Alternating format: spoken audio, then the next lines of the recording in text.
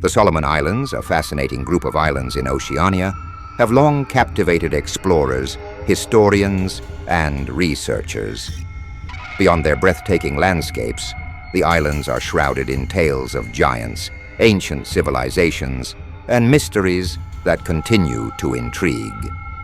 Today we explore the rich history and legends surrounding the Solomon Islands, particularly focusing on the enigmatic stories of giants and their potential links to ancient cultures. Located to the east of Papua New Guinea, the Solomon Islands consist of 6 main islands and more than 900 smaller ones. The capital city, Honiara, lies on Guadalcanal, an island famous for its role in the Solomon Island campaign of World War II. Prior to European exploration, the islands were isolated and inhabited by indigenous peoples with a history stretching back thousands of years.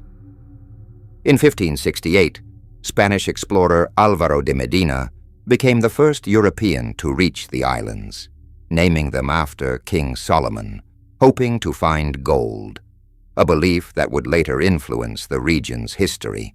Rumors of vast gold deposits in the Solomon Islands attracted attention, with de Medina's initial claims sparking a gold rush. Though his claims were never substantiated, modern mining operations have successfully extracted significant gold from the islands. However, these mining activities have sparked controversy over their environmental impact and allegations of exploitation. Aside from gold, the islands are also intriguing due to the ancient legends of giants that have persisted among the native population. The indigenous people of the Solomon Islands have passed down oral traditions and legends about giants for generations. These stories paint the giants in various lights, sometimes as helpful beings and other times as malevolent creatures.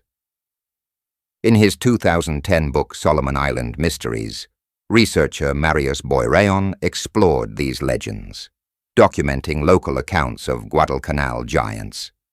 According to Boireon's research, these giants stood over 10 feet tall, with dark hair, double eyebrows, red eyes, flat noses, and wide mouths. Boireon's findings suggest that these giants may have once roamed the islands. Some of these creatures, described as predatory, were said to have killed villagers and taken their belongings. One particularly fearsome giant allegedly prompted an entire village to flee for their lives. According to the stories, thousands of these giants lived in complex cave systems, forming their own social structures. One of the most bizarre and chilling accounts to emerge from the Solomon Islands during World War II involves the unsettling encounters between Japanese soldiers and what were described as giant beings, creatures that defied logic and shook the very foundation of military strategy. These encounters, recorded by soldiers and local civilians alike, have added a layer of eerie mystique to the already turbulent history of the Solomon Islands during the war. The Solomon Island Campaign, 1942 to 1945, a pivotal chapter in the Pacific Theater, was marked by intense fighting between Japanese and Allied forces, particularly the U.S. Marines. Amid the chaos of war, however, something far more extraordinary and terrifying reportedly occurred. The giants, as described by Japanese soldiers, were beings unlike anything the troops had ever encountered before. These creatures ranged in height from 10 to 15 feet tall, towering over the soldiers who were already engaged in brutal jungle combat. The soldiers recounted seeing massive humanoid figures emerging from the dense forests, moving with surprising agility despite their immense size. These giants were often described as having features that were distinctly non-human: broad, muscular bodies covered in hair, with faces that appeared both human and monstrous. In some reports, their eyes were said to glow with an unnatural intensity, and their movements were almost supernatural. making them seem more like spirits than flesh and blood beings. What made these encounters even more unnerving was the apparent resilience and aggression of the giants. According to several soldiers, when the giants charged at military units, they seemed impervious to bullets, continuing their advance as if nothing could stop them.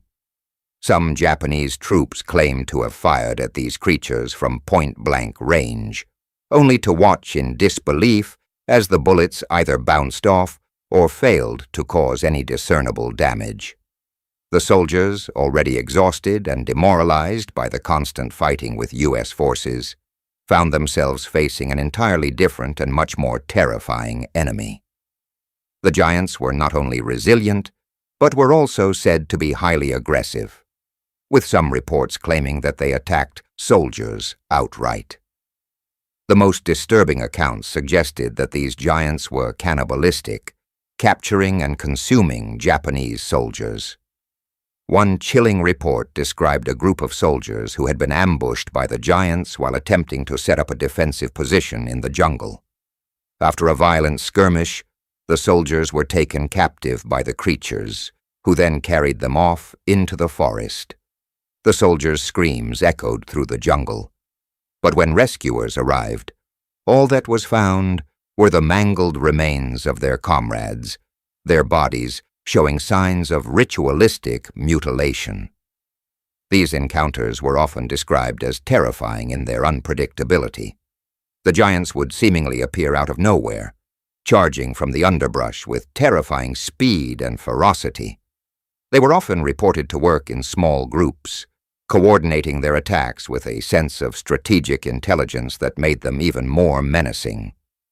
In some cases, Japanese soldiers who had been separated from their units reported hearing strange guttural voices in the night, voices that they believed belonged to the giants. Some soldiers claimed that they could hear the giants communicating in a language that was completely foreign, one that was not like any human dialect they had ever encountered. The fear that these creatures instilled in the Japanese troops was palpable. Many soldiers who survived encounters with the giants spoke of the psychological toll the experiences had on them. The constant fear of being ambushed by these massive beings, combined with the brutal combat against U.S. forces, left many soldiers in a state of constant dread. Some reported suffering from nightmares and hallucinations, convinced that the giants were still watching them from the shadows of the jungle. The stories spread quickly among the Japanese ranks, and soon, entire units began to speak of the giants in hushed tones, with some even refusing to venture out into the jungle at night. One particularly eerie account comes from a Japanese officer who recounted a night patrol that encountered a group of these giants. According to the officer, his unit was tasked with scouting the dense jungle near a known enemy position. As they moved deeper into the foliage, they suddenly came face to face with several towering figures. The officer described the giants as appearing almost ghostly, as if they were phantoms conjured from the very mist of the jungle. The encounter was brief, but the officer claimed that the giants did not speak or make any sound. Instead, they simply stood motionless, glaring at the soldiers with eyes that seemed to pierce through the darkness. After several moments of tense silence, the giants turned and disappeared into the jungle, leaving the soldiers shaken and confused. The psychological impact of these encounters was so severe that some soldiers began to see the giants as a supernatural force, a sign of bad omen. The idea of these beings being the guardians of the islands, protecting the land from the destructive forces of war, gained traction among the troops. Some soldiers even began to believe that the giants were somehow aligned with the Allied forces, fighting on behalf of the island's indigenous spirits to repel the Japanese invaders. The military's higher-ups were aware of the growing fear surrounding the giants, but dismissed it as a combination of war fatigue, superstition, and the stress of combat. However, for the soldiers on the ground, the stories of giant encounters became a part of the island's dark folklore, one that would persist long after the war had ended. Many of the surviving soldiers left the Solomon Islands with deep psychological scars, haunted not just by the brutal battles they had fought, but by the terrifying presence of the giants who seemed to be lurking in the shadows, waiting. Today, the stories of these giant encounters remain some of the most chilling and debated tales from the Pacific theater of World War II. While there is no concrete evidence to support the existence of these creatures, the consistency of the reports from soldiers, along with the eerie similarities to local legends, has kept the mystery alive. Whether these giants were merely a product of war-induced paranoia or something far more extraordinary remains a question that continues to haunt the imagination of those who hear the stories.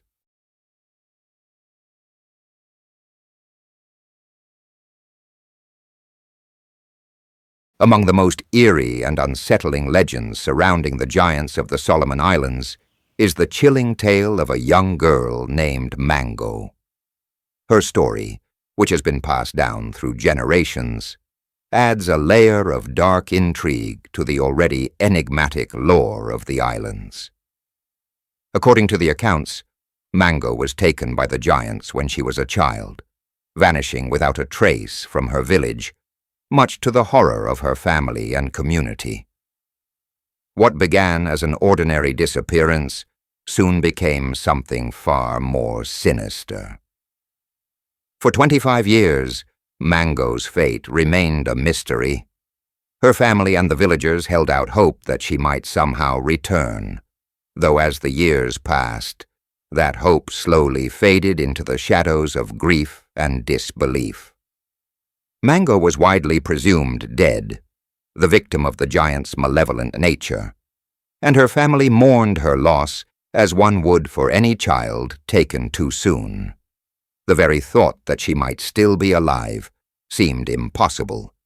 Yet in a bizarre and unnerving twist, Mango did indeed return. When she reappeared, it was not with the joy one might expect from a long-lost loved one. Instead, Mango was in a state of profound shock, physically and mentally altered in ways that defied understanding.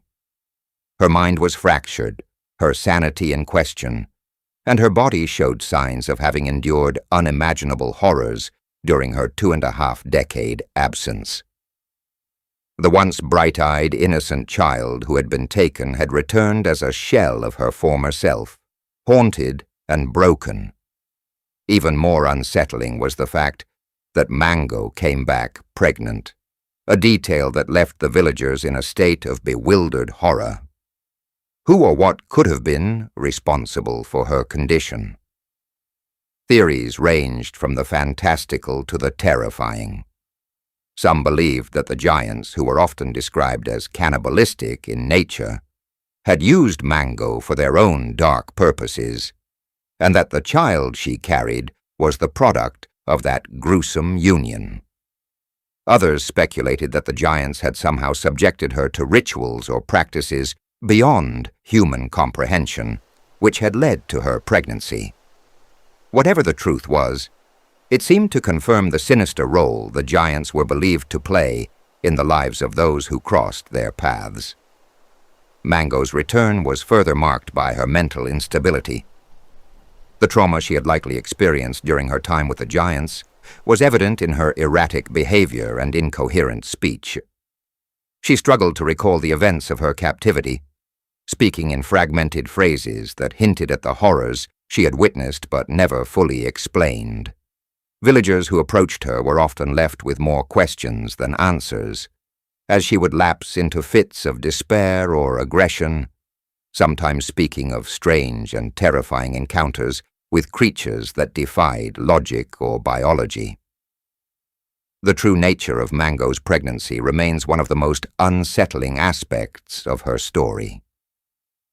After months of anticipation, she gave birth to a child. But the baby was unlike any other. Described as a half-breed, the child was a strange amalgamation of both human and something else, something unnatural. The villagers, already terrified by the presence of giants in their midst, were horrified by the child's appearance. It was said to have features that were almost animalistic, with dark eyes and an unsettling presence. But the child's life was tragically short. At the age of just 5, the child died under mysterious circumstances, further deepening the enigma surrounding Mango's return and the giants themselves. Some accounts suggest that the death of Mango's child was no mere accident.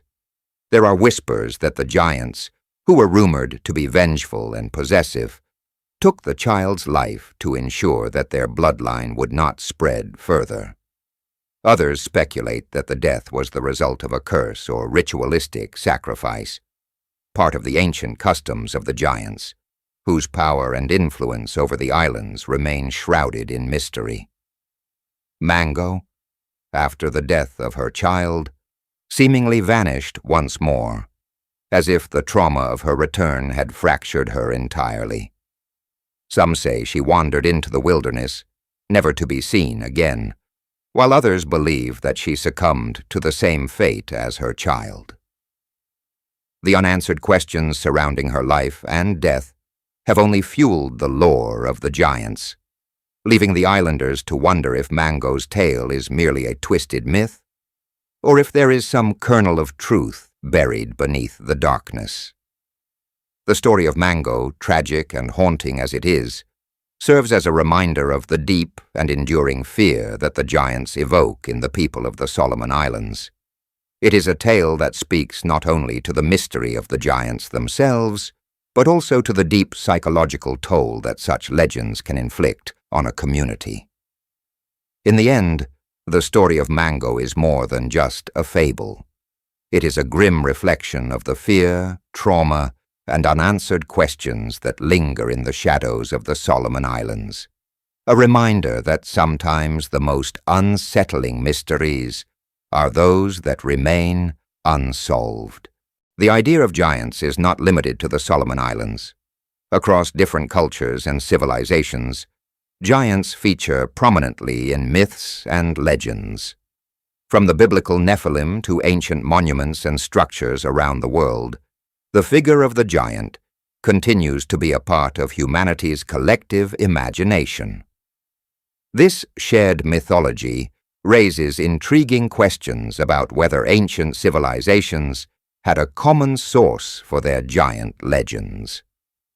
A striking parallel to the Solomon Islands mysteries is found in the ancient city of Nan Madol, located on Pohnpei Island. Known for its massive megalithic structures, Nan Madol is said to have been built by giants.